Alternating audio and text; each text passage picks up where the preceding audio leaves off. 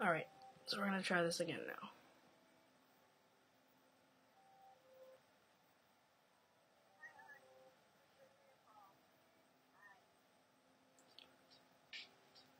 Alright. We're back. We're having some technical difficulties. I had to change my... which which Wi-Fi I was on, so... Okay. But now we're back. We just finished reading the first chapter of The Things They Carried, that was called The Things They Carried, and now we're about to start the second chapter, Love, and I've already found quite a few things that are surprising me. One of which being the fact that the last one was not written in first person. However, this one is written in first person. I find that very interesting. It's a difference in style, and I was bamboozled. So I'm just going to fold my page again because I'm going to start another new double entry reading journal. Alright, the first one here in first person. I think the author changed it to make it feel more personal. Okay. So, now we're going to start reading. Love. Many years after the war, Jimmy Cross came to visit me at my home in Massachusetts, and for a full day we drank coffee and smoked cigarettes and talked about everything we had seen and done so long ago, all the things we still carried through our lives. Spread out across the kitchen table were maybe 100 old photographs. There were pictures of Rat Kiley and Kiowa and Mitchell Sanders, and all of us, with faces incredibly soft and young.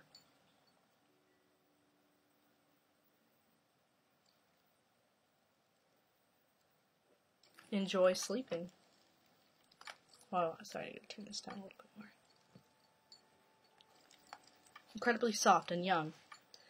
At one point, I remember, we paused over a snapshot of Ted Lavender, and a while after, Jimmy rubbed his eyes and said he'd never forgiven himself for Lavender's death. It was something that would never go away, he said quietly, and I nodded at him. I nodded and told him I felt the same way about certain things. Then, for a long time, neither of us could think of much to say. The thing to do, we decided, was to forget the coffee and switch to gin, which improved the mood, and not much later we were laughing about some of the craziness that used to go on. Hey, Strawberry Milk.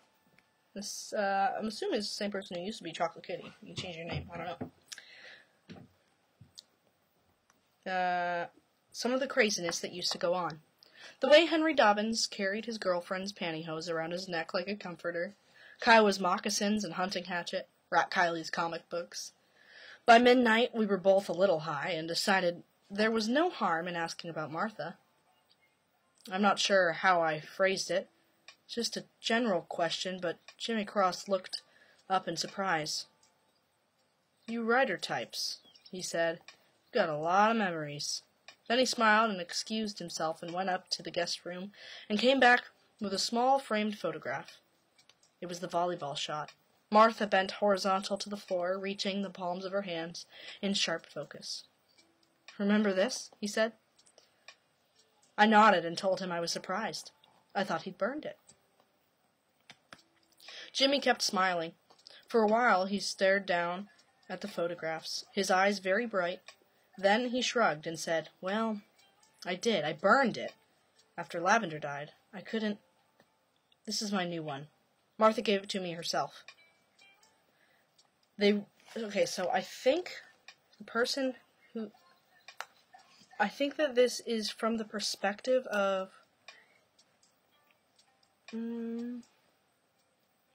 hold on.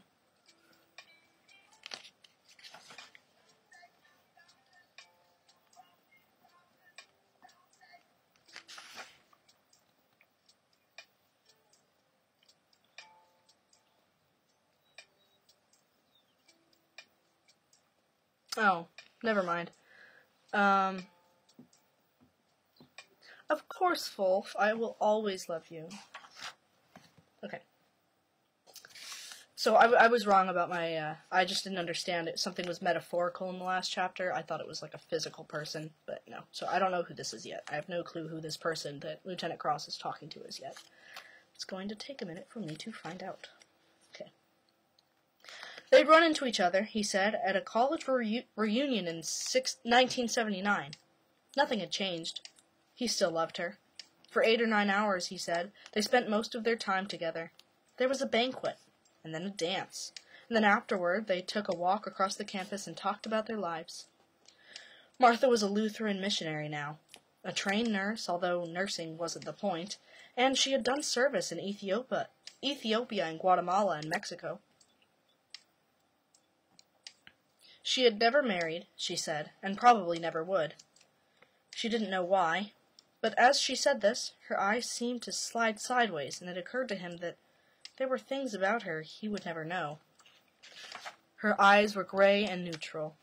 Later, when he took her hand, there was no pressure in return, and later still, when he told her he still loved her, she kept walking and didn't answer, and then after several minutes, looked at her wristwatch and said it was getting late.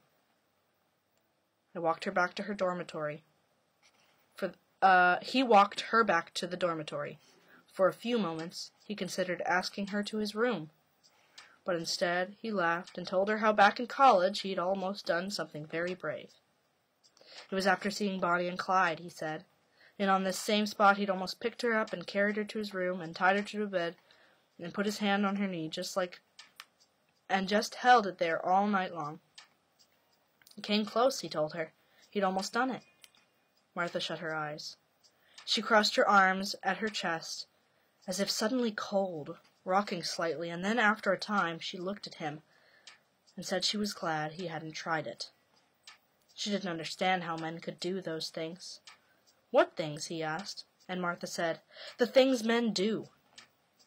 Then he nodded. It began to form. Oh, he said, those things. At breakfast the next morning, she told him she was sorry. She explained that there was nothing she could do about it. And she said he understood, and she laughed and gave him a picture and told him not to burn this one up. Jimmy shook his head. It doesn't matter, he finally said. I love her.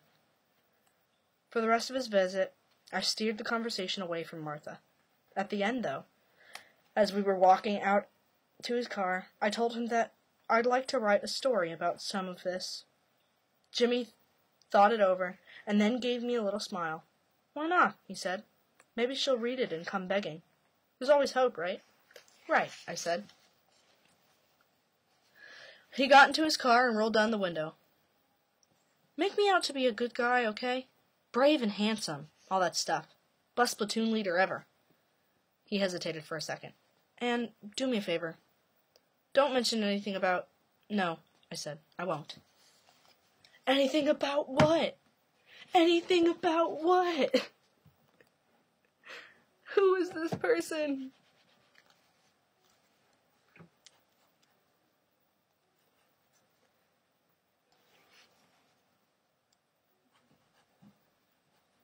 Martha. Friend-zoned him hard. Who is the person writing this passage?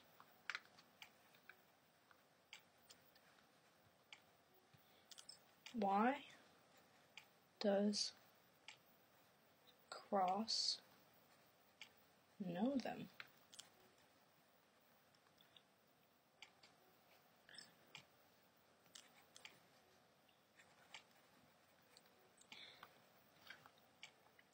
Mention anything about what? Okay, so this one was short. It low-key sounds like an amino roleplay, and I love it. Alright, so I'm gonna use orange because I am like exclamation point right now. Mention anything about what? It says don't mention anything about, and it says no, I said I won't. And it doesn't say who this person is. Yeah, so have you read this book before or heard about this book before, Flower? Because it seems like you've got like knowledge on it or something. And I just finished the second one, by the way. That was very quick. It was only two pages.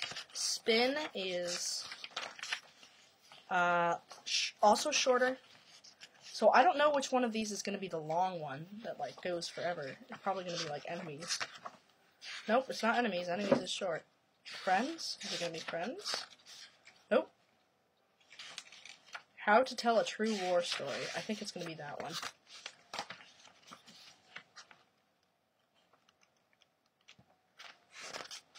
It's How to Tell a True War Story and The Dentist. No, and Sweetheart the Song Trabong or something. Okay. Yee, well, I did some research on it, and we used it to look at different writing styles in the same author. Yeah, that's what I'm finding really interesting about this, the fact that there's different writing styles for each of these little short stories.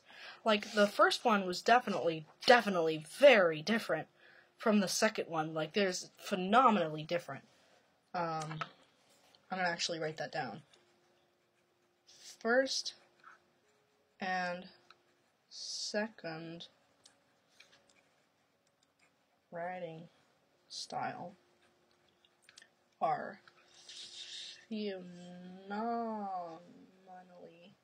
different.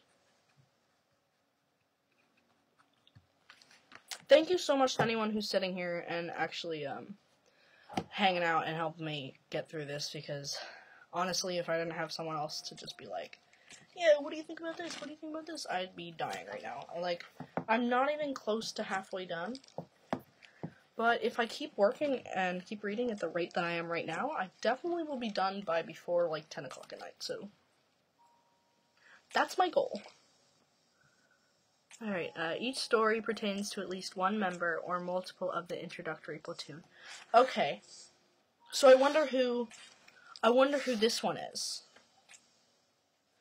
The one that he goes over to his house. So, he lives in Massachusetts. Who is this guy? It's not Henry Dobbins.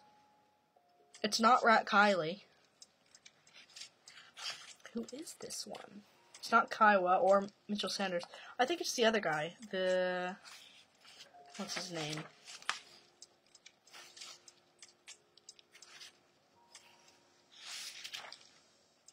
I should have wrote down all their names. Maybe Boker? Because they didn't say anything about Boker.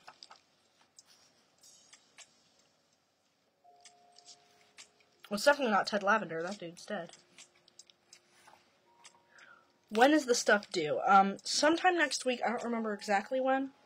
Anyways, I've kind of been putting off reading this just because I haven't found it interesting, but I think this is really going to be the best way for me to sit and read this, is with you guys. So, that's what I'm going to do. Alright. Time to start the next one. Okay. Spin. I think I'm going to finish this one, and then I'm going to take a break to eat, because I am hungry. So. Okay, spin. The war wasn't all terror and violence. Sometimes things could almost get sweet. For instance, I remember a little boy with a plastic leg. I remember how he hopped over to a czar and asked for a chocolate bar. GI number 1, the kid said, and a czar laughed and handed over the chocolate. When the boy hopped away, a czar clucked his tongue and said, "War's a bitch." He shook his head sadly. One leg for Christ's sake. For Christ's sake. Okay, that's diction right there. So I'm actually going to put a blue little sticky note. Actually, no, pink one, sorry. Pink one for rhetorical device. Because it doesn't Did I pull a purple one? Gosh darn it. I'm sorry. I pulled a purple one. I don't have anything for purple yet. So instead of saying for Christ's sake, it says cry. It says CHRISSAKE. Christ's sake. So it's like, I don't know. Okay.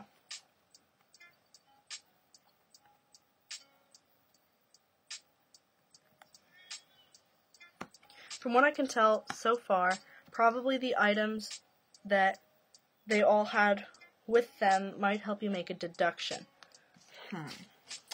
Well, now I just feel like, Flower, I feel like you know. Okay, hold on.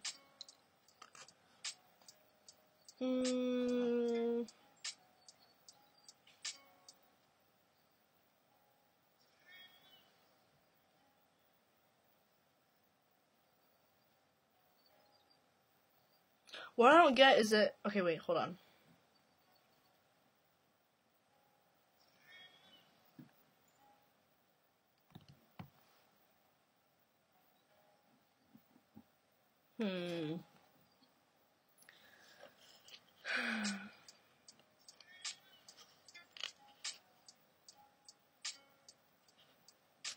I don't know. Flower, if you know who it is, will you just tell me? I'm frustrated.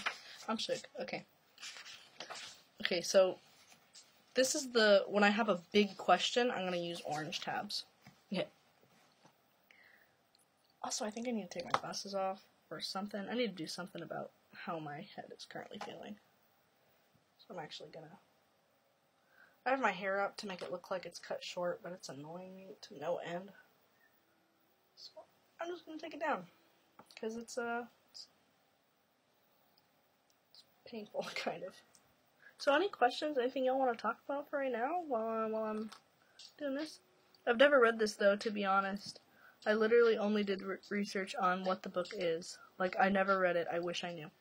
Okay, well, maybe I'll find out later in the book. And if I do, I'll go back during my double entry and say who it was who was reading it.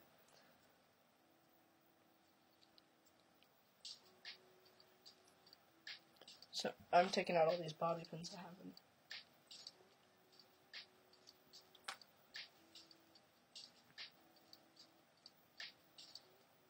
Alright, so, my hair is now down, and I am going to read. Okay. I have a cap I can throw on. Cap, hat, same thing.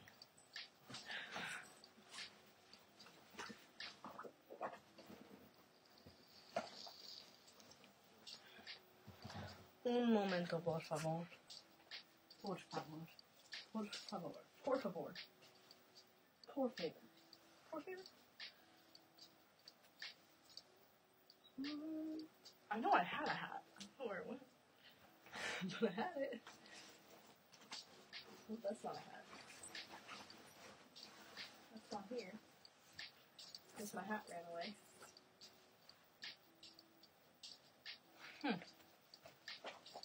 Well, that's alright. I'll just take my band I was using. If I can find it again. I'm a mess, honestly. I'm falling apart. Okay. These are also very uncomfortable pants.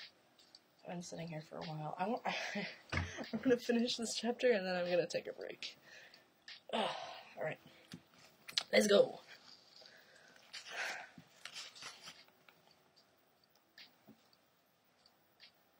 Also, can you hear the music in the background? Or is it too quiet for you to hear?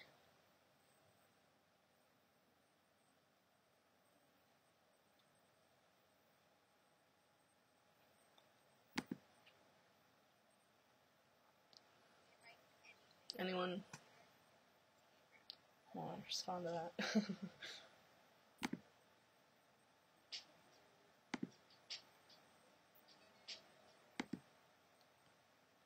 So this is a 30-minute one, so hopefully this should take about 30 minutes to read, and then I can go and get some kebab.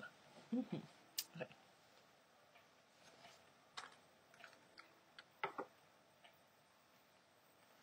Oh, here, perfect. Okay,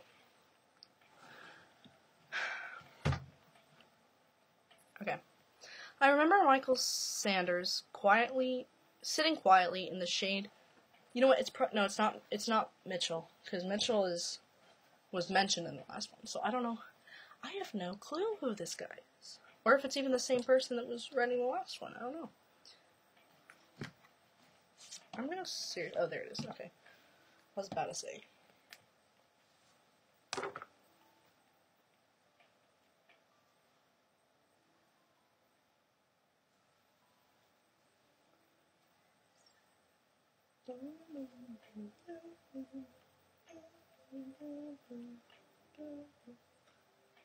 Alright.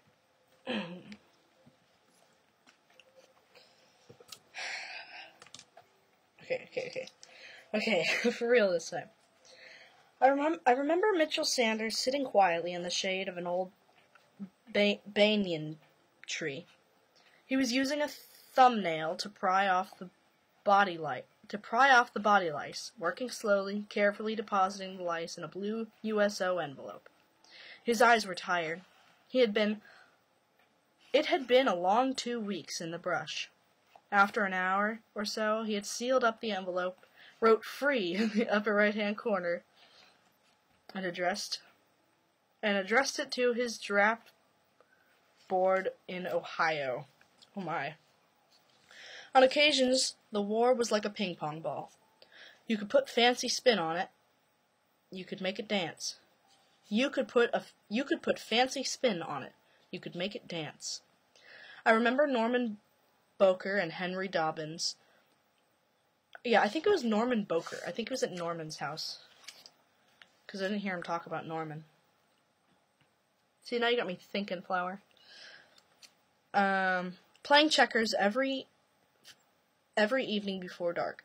It was a ritual for them. They would dig a foxhole and get the board out and play long, silent games as the sky went from pink to purple. The rest of us would stop by to watch. There was something restful about it, something orderly and reassuring. There were red checkers and black checkers. The playing field was laid out on a strict grid, no tunnels or mountains or jungles.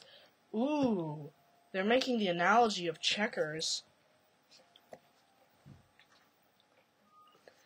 They're making the analogy of checkers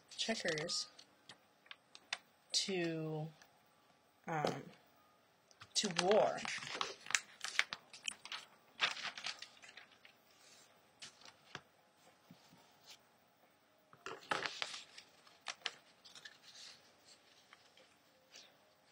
Do you guys like this music, or should I change it to like classical? So I'm gonna say star comparing. Actually, no.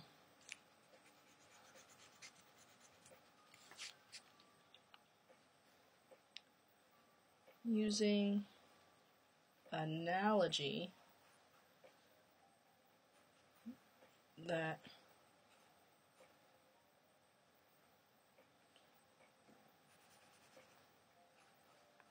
comparing war and checkers.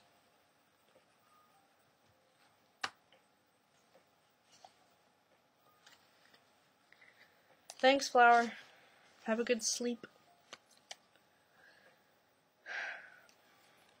No tunnels. Thank you. No tunnels or mountains or jungles. You knew where you stood. You knew the score. The pieces were out on the board. The enemy was visible. You could watch the tactics unfolding into larger strategies. There was a winner and a loser. There were rules. I'm 43 years old. I'm a writer now. And the war has been for a long time, much of it, has hard to remember, has been over, and the war has been over for a long while. Much of it is hard to remember. I sit at this typewriter and stare through my words and watch Kiowa sinking into the deep muck of a shit field, or Kurt Lemon hanging in pieces from a tree as I write about these things, and remembering is turned into a kind of re-happening. Kiowa yells at me. uh, is it kind of re-happening? Kiowa yells at me. Kurt Lemon steps from the shade into bright sunlight, his face brown and shining, and then he soars into a tree. The bad stuff never stops happening. It lives in its own dimension, replaying itself over and over. But the war wasn't all that way. When Ted Lavender went too heavy on the tranquilizers, "How's the war today?" somebody would say. And Ted Lavender would give a soft, spacey smile and say, "Mellow, man. We got ourselves a nice, mellow war today." It's an oxymoron, because war cannot be mellow. And like the time we enlisted an old Papa San to guide us through the minefields of the Batagan Peninsula, and like the time we enlisted an old Papa San to guide us through the minefields out of the Batagan Peninsula, the old guy walked with a limp, slow and stooped over, but he knew where the safe spots were and where you had to be careful and where, even if you were careful, you could end up like popcorn. He had a tightrope walker's feet, with the land beneath him. Why am I having trouble reading now? Okay. It's surface tension and give and take of, and the give of. I don't like the way this is being written. This is harder to read for me. Each morning we'd form up a long column, the old Papa San out front, and for the whole day we'd troop along after him, tracing his footsteps, playing an exact and ruthless game of follow the leader. Rat Kiley made up a rhyme that caught on, and we'd all be chanting it together. Step out of line, hit a mine, follow the dink, you're in the pink. What? Okay. All around us the place was littered with bouncing betties, and toe-toppers and booby-trapped artillery rounds. But in those 5 days on the Batagan Peninsula, nobody got hurt. We all learned to love the old man. It was a sad scene when the choppers came to take us away. Jimmy Cross gave the old Papa San a hug. Mitchell Sanders and Lee Strunk loaded him up on the boxes of sea rations. There were actually tears in the old guy's eyes. "Follow Dink," he said to each of us. "You go pink." If you weren't humping, you were waiting. I remember the monotony? I don't know that word. Let's write that word down, and I shall find out later what it means. Monotony. I don't know the word. I remember the monotony. Monotony? I think I do know that word. It's like when it's like a task, like a monotonous task or something. It's like the same thing over and over again. Digging foxholes, slapping mosquitoes, the sun and the heat and the endless paddies, even in the deep bush, where you could die in a number of ways. The war was nakedly and aggressively boring. But it was a strange boredom. It was a boredom with a twist, the kind of boredom that caused stomach disorders. You'd be sitting at the top of a high hill, the flat paddy stretching out below, and the day would be calm and hot and utterly vacant. And you'd feel the boredom dripping inside you like a leaky faucet, except it wasn't water, it was a sort of acid with that ache. And with each little droplet you'd feel the stuff eating away at important organs. You'd try to relax. You'd uncurl your fists and let your thoughts go. Well, you'd think, this isn't so bad. And right then, you'd hear gunfire behind you, and your nuts would fly up to your throat, and you'd be squealing pig squeals. That kind of boredom. I feel guilty sometimes. 43 years old, and I'm still writing war stories.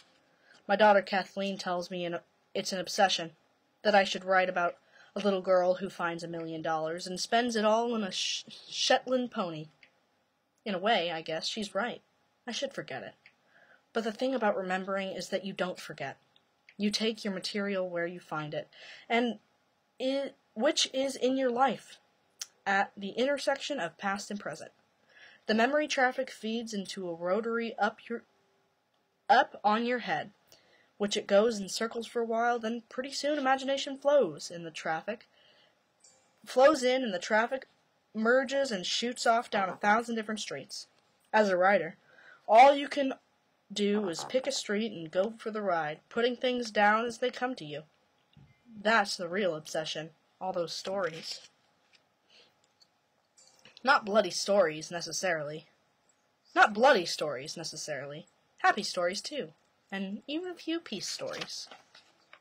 Here's a quick peace story. A guy goes AWOL. I forget what AWOL stands for. Like, oh, I went AWOL. It's like when when someone isn't there. When they're supposed to be there, but they just decide to leave.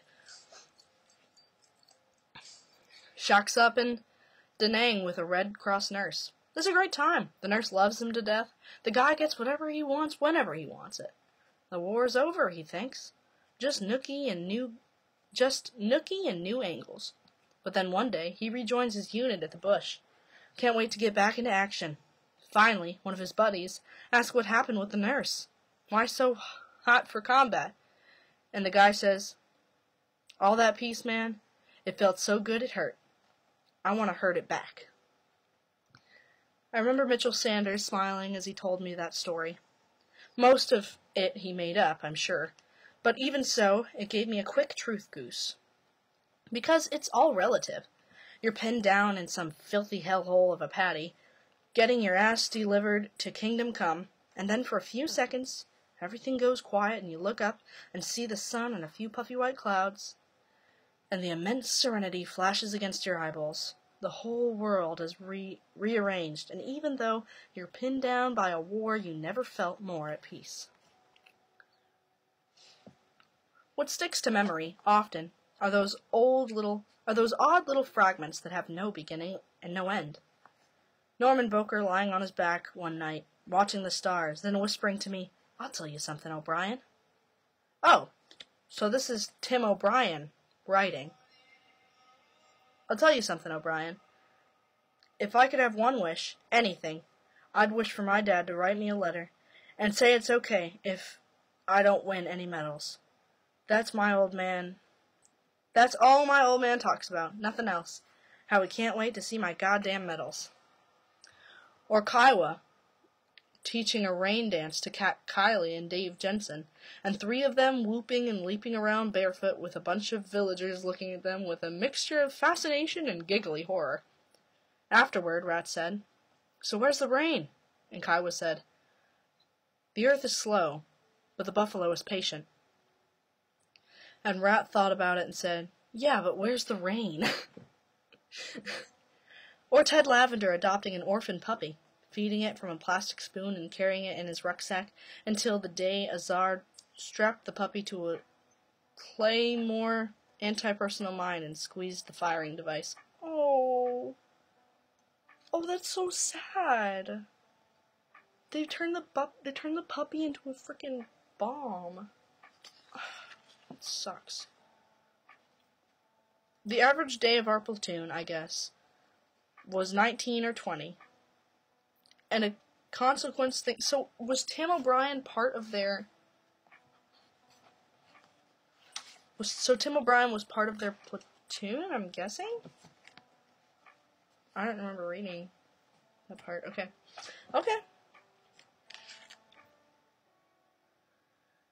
The average age in our platoon, I'd guess, was 19 or 20, and as a consequence, things often took a curiously playful atmosphere, like a sporting event or some exotic reform school. The competition could be lethal, yet there was a childlike exuberance to it all. Lots of pranks and horseplay, like when Azar blew away Ted Lavender's puppy. What's everybody so upset about? Azar said. I mean, Christ, I'm just a boy. Yeah, but that's also a freaking dog, bro. Bro, you don't just do that. Okay. I remember these things, too. The damp, fungal scent of an empty body bag. A quarter moon rising over the nighttime patties. Henry Dobbins, sitting in the twilight, sewing on his new buck sergeant stripes, quietly singing, "A tisket, a tasket, a green and yellow basket."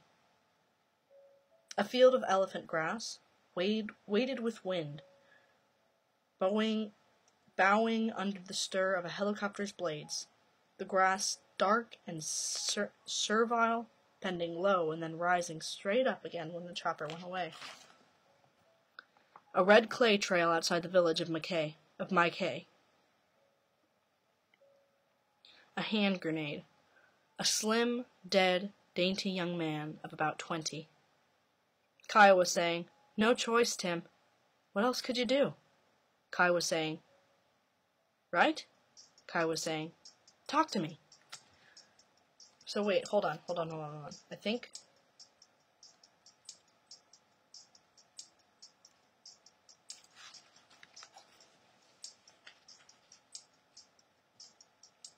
I don't know. So Tim O'Brien, I guess, was part of their platoon. He's not just the author, like he was in this, like he was there.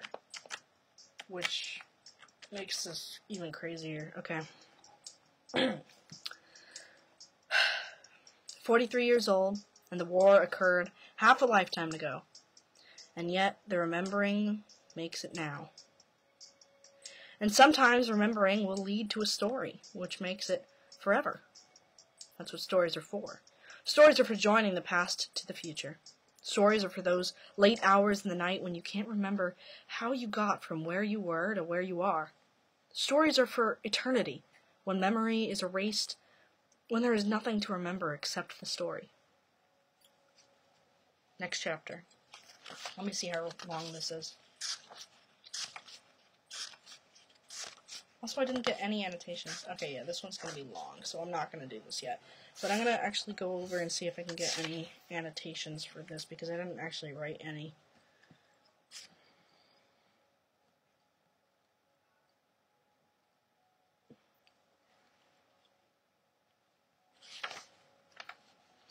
I'll just put pink here, because this is a oxymoron.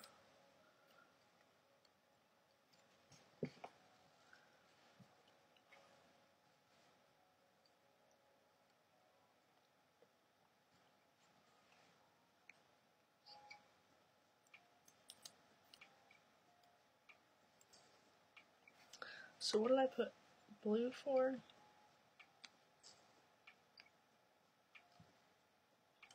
That's something that impacts me. Okay, green is...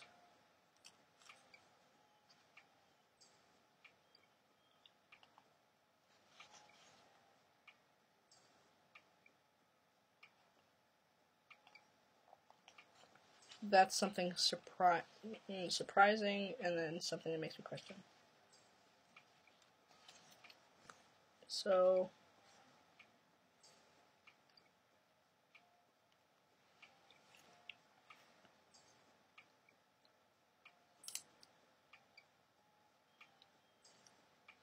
I'm just changing them to pink, because this is rhetorical.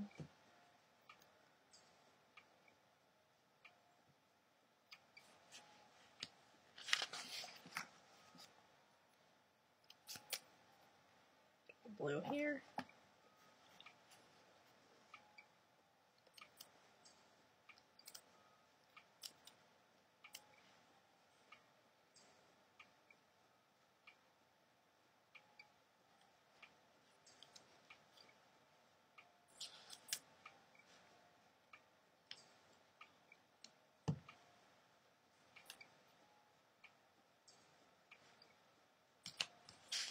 Okay. Using analogy, comparing... That's from Spencer, right? Yeah, okay.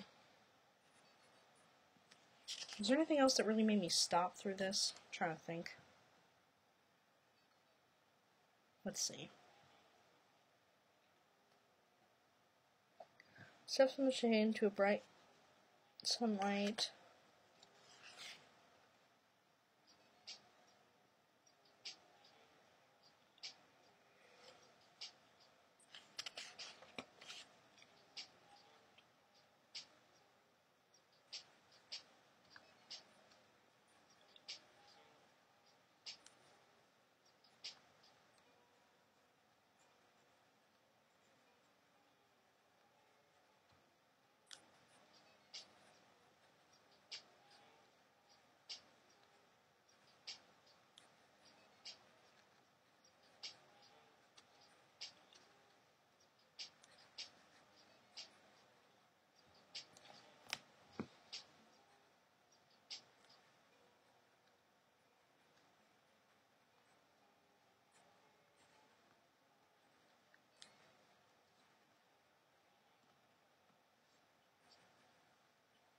referring to